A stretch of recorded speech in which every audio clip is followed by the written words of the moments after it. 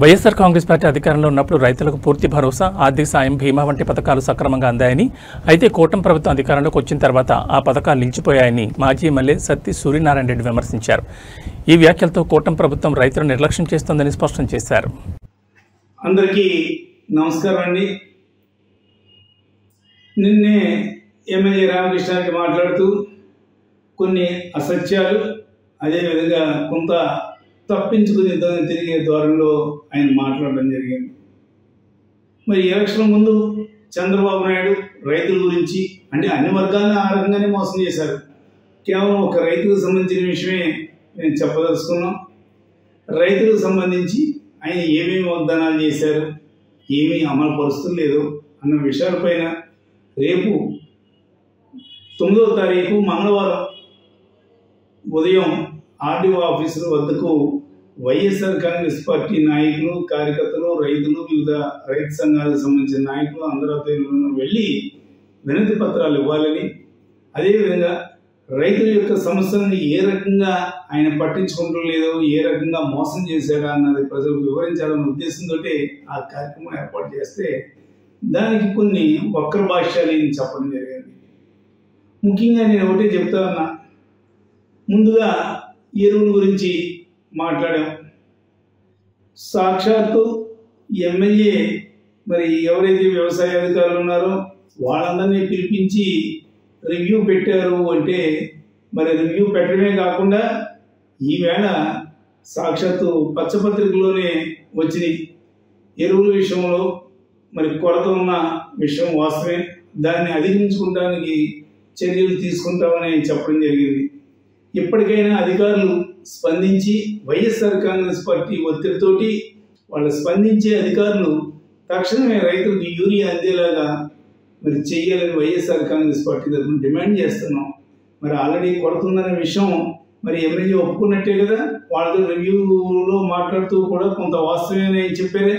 మళ్ళీ మరి నేను మాట్లాడుతూ వీడియోలో మాత్రం ఏ రకంగానూ ఎక్కడ కొరత లేదని చెప్పడం అన్నది ఎంతవరకు సబు, ఎంతవరకు కరెక్ట్.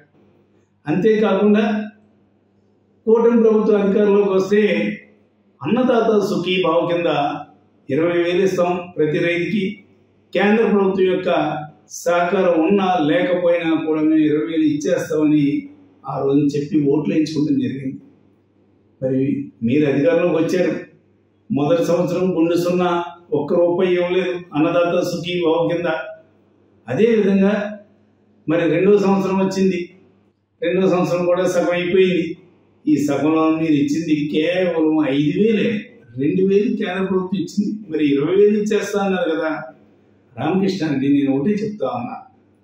మాట్లాడేటప్పుడు మీ ప్రభుత్వం చేసే మోసాలని, మీరు చెప్పిన అబద్ధాలని ఒక్కసారి గుర్తు తెచ్చుకుని మాట్లాడమని ఈ సందర్భంగా చెప్తా ఉన్నా. మీకు చిత్తశుద్ధి ఉంటే, రైతుల పట్ల ఏమాత్రం జాలి, దయ, కరుణ ఉంటే వెళ్ళి వెంటనే మొదటి సంవత్సరం ఎక్కొట్టిన 20,000 అన్నదాత సుఖీ భావ కింద ప్రతి రైతు ఖాతాలను జమ చేయించండి. అదేవిధంగా 2వ సంవత్సరం ఇప్పుడు 5,000 ఇచ్చారు. అప్పుడే సగం పీరియడ్ అయిపోయింది. కనీసం సగం 10,000 కన్నా ఇప్పుడు ఇవ్వండి. అది నేనే మళ్ళీ 7,000 ఇచ్చామని చెప్తాను. 7,000 ఏది? 2,000 కేంద్ర ప్రభుత్వం, మీరు ఇచ్చింది కేవలం 5,000. అంతేకాకుండా మొదటి సంవత్సరం 0. మరి 2వ సంవత్సరం అప్పుడే సగం అయిపోతుంది, అయినా కూడా ఇవ్వలేదు. అంతేకాకుండా క్రాప్ ఇన్సూరెన్స్ గురించి కూడా ఏదో మాట్లాడడం జరిగింది. అసలు క్రాప్ ఇన్సూరెన్స్ మీ ప్రభుత్వంలో ఉందా? ఎవరికైనా ₹1 అయినా మీరు ఈ ప్రభుత్వం వచ్చిన తర్వాత ప్రీమియం కట్టారా? నేను ధైర్యంగా చెప్పగలను.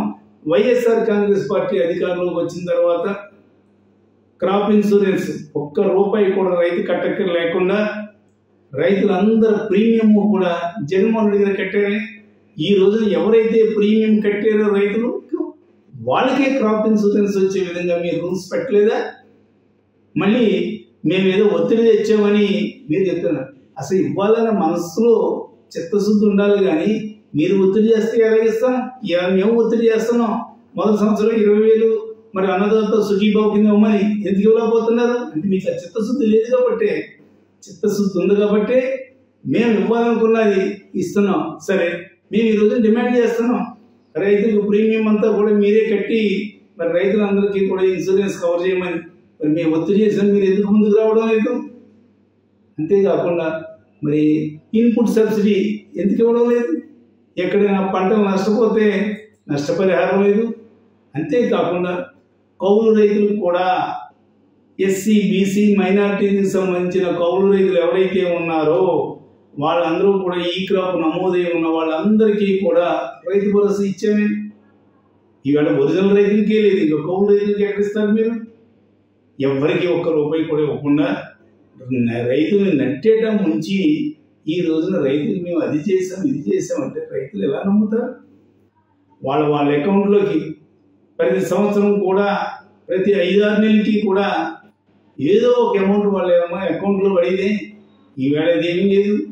అదేవిధంగా రైతులందరికీ కూడా మరి రుణాలు 0 వడ్డీ మరి మీరు ఏమైనా ఇచ్చారా? రైతులకు ఏమన్నాను? వడ్డీలో రాయితీ ఏమైనా ఇచ్చారా? ఒక్క రూపాయి కూడా ఇవ్వలేదు. మీదా మాదా రైతులను ఆదుకునే ప్రభుత్వం రైతు ప్రభుత్వం. మన రాష్ట్రంలోనే కాదు, యావత్ భారతదేశంలో కూడా ఏ రాష్ట్రంలోనూ లేని విధంగా వైఎస్ఆర్ కాంగ్రెస్ పార్టీ అధ్యక్షులు శ్రీ జగన్మోహన్ రెడ్డి గారు ముఖ్యమంత్రి ఉండగా తీసుకున్న నిర్ణయం ప్రకారంగానే రైతులకు ఆ రకంగా మరి సాయం అందించారే. ఇందులో మీరు ఏం చేశారు? ఉన్న పథకాలను తీసేశారు, కొత్తగా ఒక్క పథకం లేదు. కానీ వాగ్దానాలు మాత్రం మరి భారీ వాగ్దానాలు చేసి అమలుపరిచింది 3 కాదు కదా, అమలుపరిచారా? ఈ మళ్ళీ దీన్ని కవర్ చేసుకోవడానికి మళ్ళీ దానికి ప్రెస్ మీట్లా మీరు చిత్తశుద్ధి ఉండే ఇవన్నీ కూడా ఇచ్చేయండి. ఇచ్చేటప్పుడు మాట్లాడండి. ఎస్, వైఎస్ఆర్ కాంగ్రెస్ పార్టీ అధికారంలో ఉన్నప్పుడు కంటే కూడా మా కుటుంబ ప్రభుత్వం వచ్చిన తర్వాత రైతులకు ఎక్కువ మేలు చేసాం, ఇంకో ఈ పథకాలు ఇలా ఇచ్చాం అని చెప్పండి. అది చెప్పడానికి మీకు అవకాశాలు లేవు, పాయింట్లు లేవు. చేస్తే కదా, సాయం చేస్తే కదా. ఇకనైనా మీరు మాట్లాడేటప్పుడు యథార్థాలు మాట్లాడండి. కానీ ప్రజల్ని ఏదో మాయ మాటలు చెప్పి ఎలక్షన్ ముందు ఎలాగో మాయ మాటలు చెప్పి వేయించుకున్నారు, అదేవిధంగా ఈ 5 ఏళ్ళు కూడా మాయ మాటలతో కాలయాపన చేస్తామంటే రైతులు ఎవరు కూడా ఊరుకునే పరిస్థితి లేదు. ఎప్పటికప్పుడే కూడా ఆల్రెడీ రైతులు చర్చించుకుంటున్నారు. జగన్మోహన్ రెడ్డి గారి అధికారంలో ఉన్నప్పుడు ఏదో రకంగా ఏదో సాయం అందేది. మరి చంద్రబాబు నాయుడు అధికారంలోకి వచ్చిన తర్వాత సహాయం కొత్త స్కీములు ఏవి లేకపోగా ఉన్న స్కీములు కూడా ఆయన ఎత్తేసారని రైతులు ఆల్రెడీ చర్చించుకుంటున్నారు. కాబట్టి ఇకనైనా మాట్లాడేటప్పుడు వాస్తవాలు మాట్లాడు, వాస్తవాల్ని ప్రజలకు వివరించవలసిందిగా ఈ సందర్భంగా నేను తెలియజేస్తున్నాను.